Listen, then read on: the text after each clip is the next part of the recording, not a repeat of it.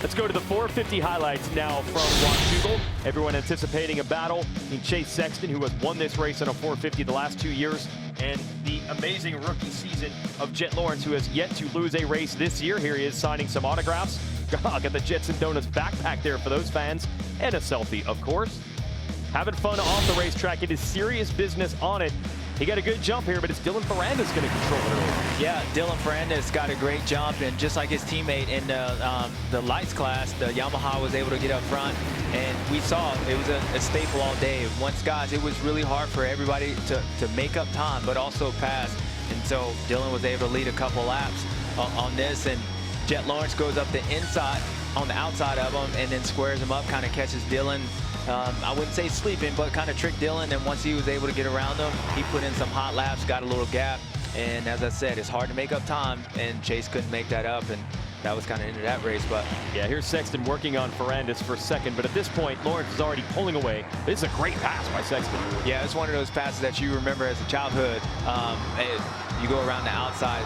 Chase was riding good. He rode good all day long, but this first motor, he allowed Jett to get a little far, too far away from him, and Jett was able to ride away. But the second moto had a different story to that one. Yep, so here it is, 15-0 now for Jett Lawrence, still undefeated.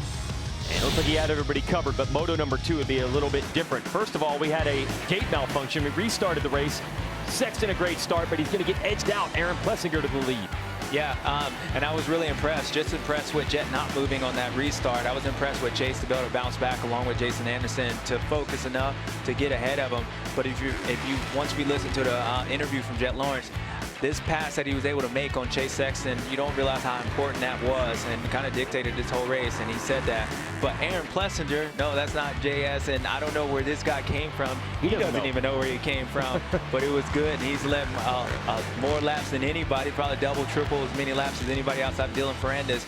But yeah, once Jett got around him, then Chase made the move and got around Aaron as well, which ran in 3rd place, and then the race was on. Yeah, and Sexton a little bit closer as he makes this daring pass around the outside. Closer to Lawrence when he got in the second in this moto than Moto 1. And then he had the speed to even inch up or at least maintain the gap. And it was this type of battle the whole way. Yeah, Chase was able to stay really close, and there was times that he got closer to Jett. But then this is where it went down, and as we were talking, we thought he lost the front end, but as you see the replay, at one point I'm like, I think he hit neutral. Well, comes out, he stalls the motorcycle and falls over, but at the end of the day, you got to be proud of Chase, but at the end of the day, 16-0. Yep, that's the bottom line. And Sexton charged all the way down to the end to get it back to 3 seconds at the finish line. He was down 9.8 after he fell. And Jett Lawrence said, I hope he was feeling it as much as I am, because those guys left it all on the racetrack. And Anderson with the 4-4 ends up 3rd overall. We'll show you the results here in a moment. The riders got to enjoy the trophies and the great scenery out here in the Pacific Northwest. So there's Anderson, 3rd overall. What an effort for Anderson to get all the way back to the podium. Just a couple races back after injury. Ferrandis gets edged out. He had the whole shot in that second moto, but they red flagged and restarted the race. The start wasn't as good the second time. He ends up 5th for 4th overall. And Plessinger's rebound in Moto 2 puts him in 5th overall with 7-3 scores. Said, I don't know what I was doing in Moto 1, and I don't know where that ride came from in Moto 2. Here's your Geico Motorcycle point standings. Lawrence is threatening now to wrap this up very, very early. If he can get it to 100 points, that is the maximum amount of points you could score in 4 motos. So there is a chance that he wraps it at our next race at Unadilla. But there's a long time between now and then, with 3 weeks and 2 weekends off. Plessinger 3rd in points, Cianciarulo. Sexton missed 3 races, but is still 5th in the standings.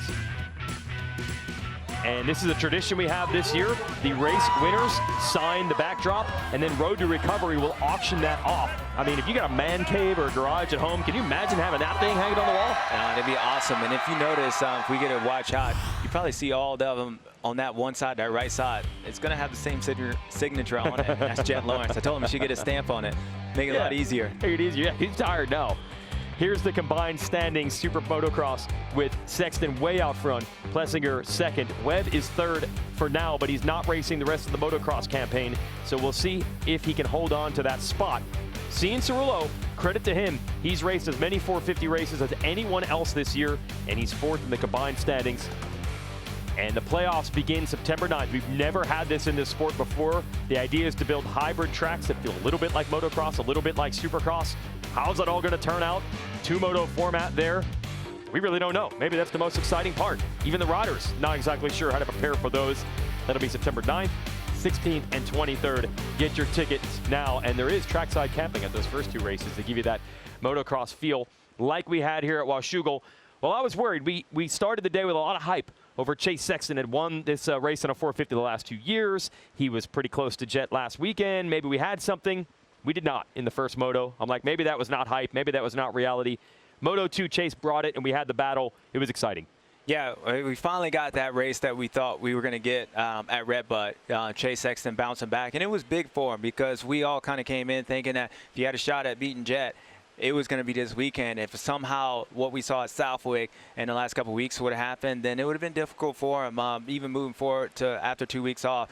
But he was able to bounce back. He said he made some changes on the bike. I'd be interested to see what those were. He looked better, and he had the rookie. They both was on the ropes. They were Muhammad Ali, Foreman. They were punching. They were going at it. But you know, Chase made the mistake, and you heard Jett say after that, he was hoping that Chase was feeling the way he did as he was out there riding. So that tells you how close they were to both of them, you know, making a mistake. And but Jett was able to hold on to it. Hi folks, Lee Diffie from NBC Sports here. If you truly enjoyed what you just watched, you can get more news, interviews, and highlights by subscribing to the Motorsports on NBC YouTube page. You can get it all, so go for it.